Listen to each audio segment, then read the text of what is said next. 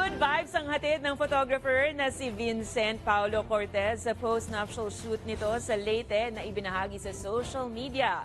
Sa pag-i-instruct kasi nito sa bride at groom na mag-kiss ang dalawang kalapati, parang may mali. Okay, ready? 1, 2, 3, go. Kiss. Kiss the dub. No. Sorry.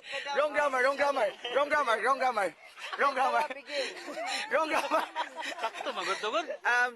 The dub will kiss. Ayan, okay, sorry.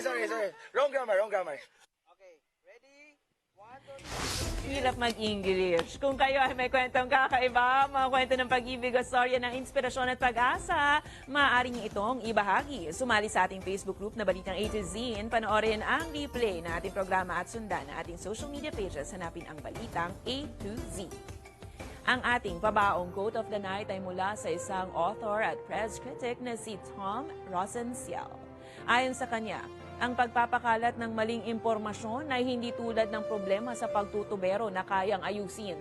Ito ay isang problemang panlipunan tulad ng krimen na dapat patuloy na subaybayan at ayusin.